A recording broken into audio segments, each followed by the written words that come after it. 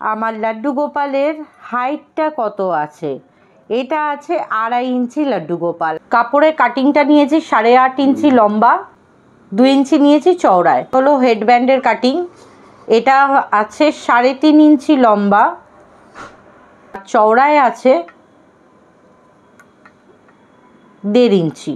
এই কাপড়টাকে আমি সোজা দিকে এরমভাবে পাতলাম, পেতে এটাকে উল্টো দিকে এরমভাবে ঘোরাবো, ঘুরিয়ে এখান থেকে একটা সোজা সেলাই করব।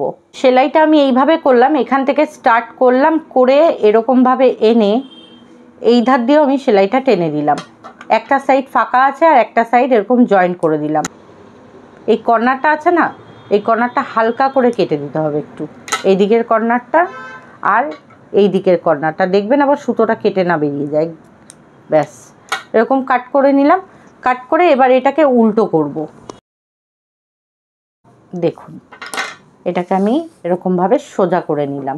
কোনাগুলো আমি এই জন্য কাটতে বললাম, এরকমভাবে কোনাগুলোকে বার করে দিতে হবে। এই যে হালকা করে চাপ দিলাম, এরকমভাবে বেরিয়ে গেল। তো এটা সোজা হয়ে গেল। এই সোজা পাটটাতে এবার যেটা করতে হবে, আবার আমি সোজা পাটে এইরকম এই সাইড দিয়ে একটা সেলাই করব, আবার এই সাইড দিয়েও একটা সেলাই করব। দুদিকেই এরকমভাবে সেলাই করব, একদম ধার দিয়ে করব, এই ধারে আর এই ধারে। এখান থেকে স্টার্ট করেছিলাম এরকমভাবে, পুরো সেলাইটা এরকমভাবে ঘুরিয়ে এখান থেকে নিয়ে আবার এখানে এন্ড করে দিলাম। এবার যেটা করব, এটাকে এরকমভাবে ফোল্ড করব। ফোল্ড করলাম, একদম সমান সমান ধরবো কিন্তু, হ্যাঁ। কাপড়টাকে আমি একদম মিডিল থেকে এখান থেকে কাট করে দেব। এইবার এই যে কাটিংয়ের জায়গাটা আছে, এই কাটিংয়ের জায়গা আর এই কাটিংয়ের জায়গা, আমি এখানটা কি করব, এরকমভাবে একটু ফোল্ড করে সেলাই করে নেব, এখানটাও আর এইখানটাও। দেখুন আমি যেখানে কাট করেছিলাম এখানটা আমি একটু সেলাই করে নিলাম। এবার সেকেন্ড পার্টটাতে আপনারা যখন এই দিকটা সেলাই করবেন, এই কাটিংয়ের দিকটা অবশ্যই মেজার করে কিন্তু সেলাইটা করবেন।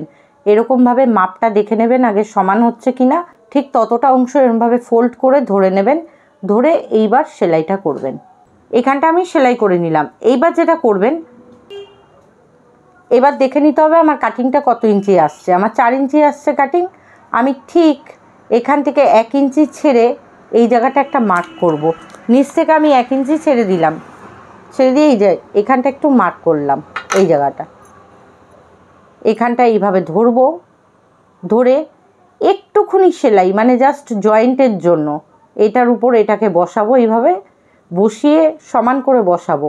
বসিয়ে ঠিক এই জায়গাটায় মানে জাস্ট একটু সেলাই করে জয়েন্ট করে দিতে হবে, পুরো সেলাই করে টেনে দেবো না, এই জায়গাটা একটু জয়েন্ট করব খালি।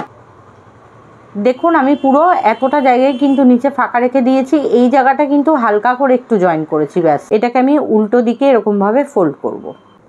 এবার আমি এখানে হাতের জায়গাটা রাখবো, এখানে আমি 1 ইঞ্চি জায়গা ফাঁকা রাখলাম, 1 ইঞ্চি জায়গা ফাঁকা রাখলাম, রেখে এখান থেকে একদম ধার বরাবর এইটুকুনি সেলাই করব, আবার এতটা ফাঁকা রেখে দেবো।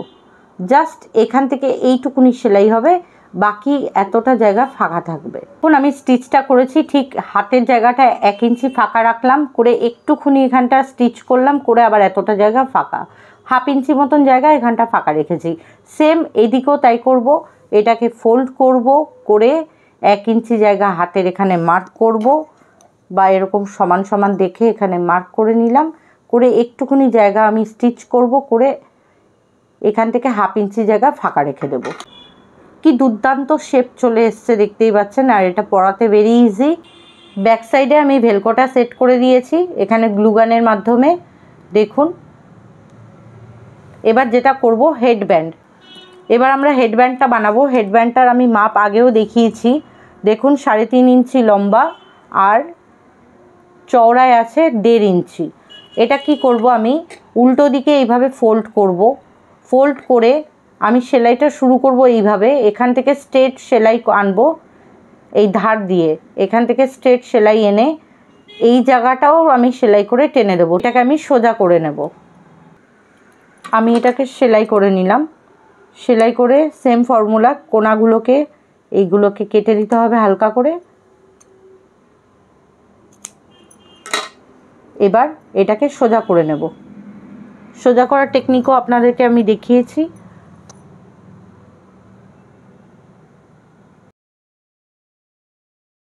এবার এটাতে আমাদের সেলাই করতে হবে। কিভাবে?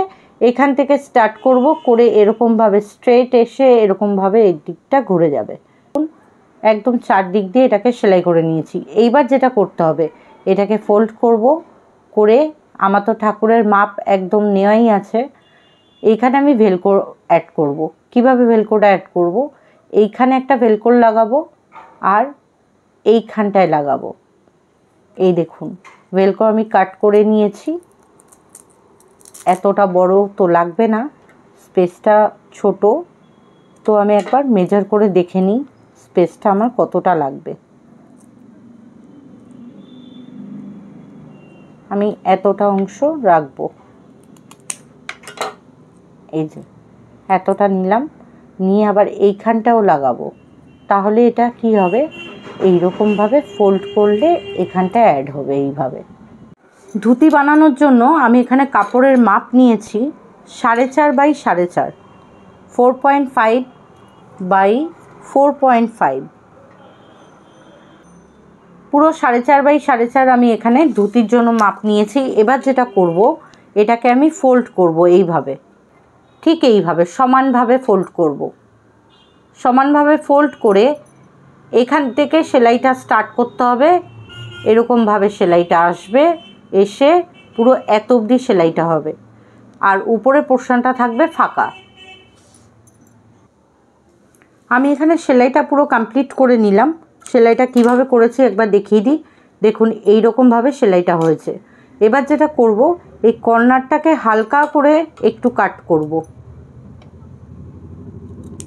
এই দিকের কর্নারটায় কাট করলাম আর এই দিকের কর্নারটায় কাট করলাম, দুটো কর্নার কাট করলাম। করে এক্সট্রা সুতো যা আছে,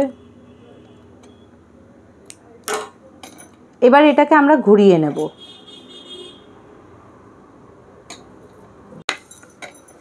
ঘুরিয়ে এটাকে স্ট্রেটভাবে এইভাবে একটু সমান করে নেব। আবার আমরা কি করব, এখান থেকে আবার সেলাই করব।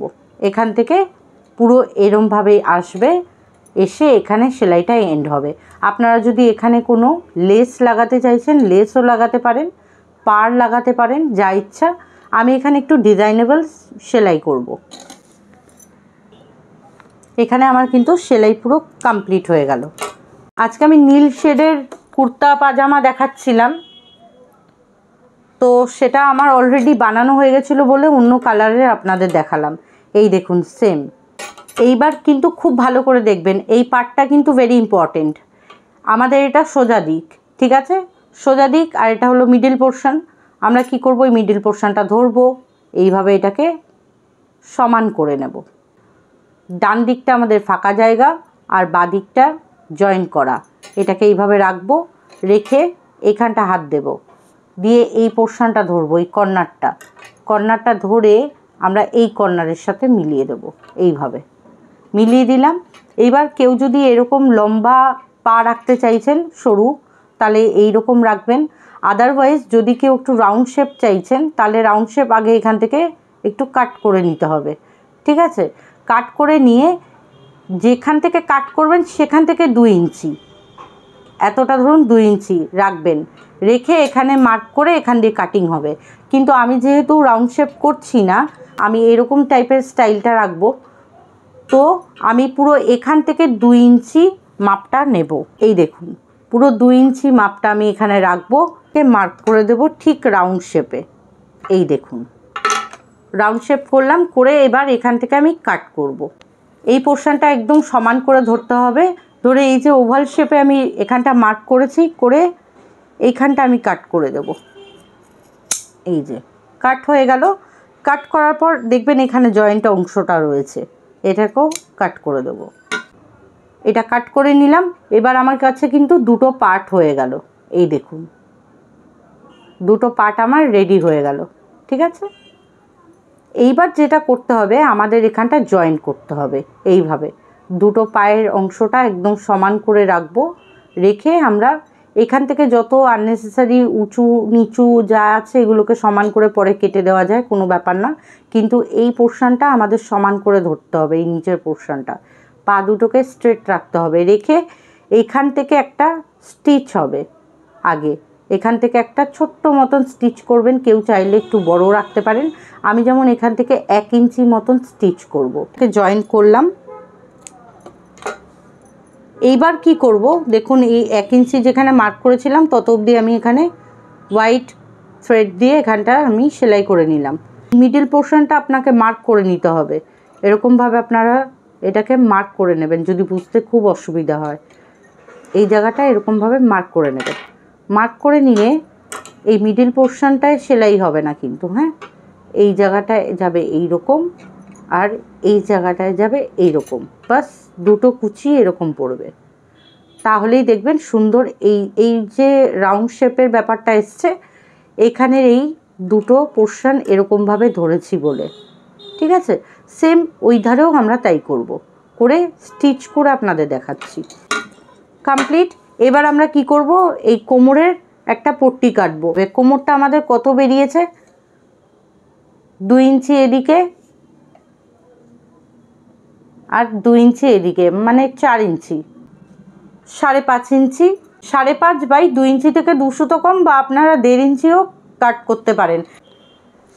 কোমরের পট্টিটা 1.5 ইঞ্চি বাই 5.5 ইঞ্চি বেস্ট, কারণ আমাদের কোমর আছে 4, আমি এটা 5.5 কেটেছি। কোমরের পট্টিটার যে কোনো একদিকে এইভাবে ফোল্ড করে সেলাই করে দেবেন। এটার উল্টো দিকে এটাকে এখানে সেট করব, সেট করে আমি এটা এখানে কিন্তু স্টিচ করে দেব। এবার যেখানে এন্ড হবে সেখান থেকে একটু ছেড়ে পট্টিটা এখান দিয়ে কাট করে দেবেন, ওটাকে ফোল্ড করে সেলাই করে দেবেন। এইভাবে ফোল্ড করে এখানটার সেলাইটা করলাম। এবার এই সোজা দিকে আমরা এটাকে ফোল্ড করব, এইভাবে ডাবল ফোল্ড করব, ডাবল ফোল্ড করে এখান থেকে স্টিচ করব। পুরো কমপ্লিট হয়ে গেছে। এবার এখানে দড়ি ভরে নেওয়ার কাজ। দেখুন কোমরে দড়ি সিস্টেমেরও প্লেস রাখলাম, আর এখানে আমি ভেলক্রো ফিট করব, যেটা ইজি টু অ্যাক্সেস হবে। ভেলক্রোর মাপটা একবার দেখিয়ে দিই। 1 ইঞ্চি আমি ভেলক্রোটা রেখেছি, এটা 1 ইঞ্চি ভেলক্রো আছে। আমি ভেলক্রোটা যখন সেট করলাম এখানে গ্লুগানের মাধ্যমে লাগিয়েছি, কিন্তু ভেতরের অংশটাতে আঠা যাতে না লেগে যায় তাই এখানে একটা কুরুশ কাটা আমি এখানে ইনসার্ট করে রেখেছি। আঠাটা যেই শুকিয়ে যাবে আমি কুরুশ কাটাটা ইজিলি বের করতে পারবো। এটা করার একটাই কারণ, যদি বাই চান্স এখানে দড়ি ভরতে হয় সেক্ষেত্রে এই প্লেসটা ইজি টু অ্যাক্সেস থাকবে।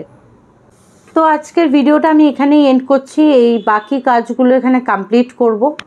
আপনাদের কতটা হেল্পফুল হলো ভিডিওটা জানাতে কিন্তু একদম ভুলবেন না। নেক্সট ডে অন্য কোনো টিউটোরিয়াল ভিডিও বা লাড্ডু গোপাল সেবা নিয়ে চলে আসবো আপনাদের সাথে। আজকের মতো বিদায় নিলাম এখানেই। সকলে ভালো থাকবেন। জয় রাধে, হরে কৃষ্ণা।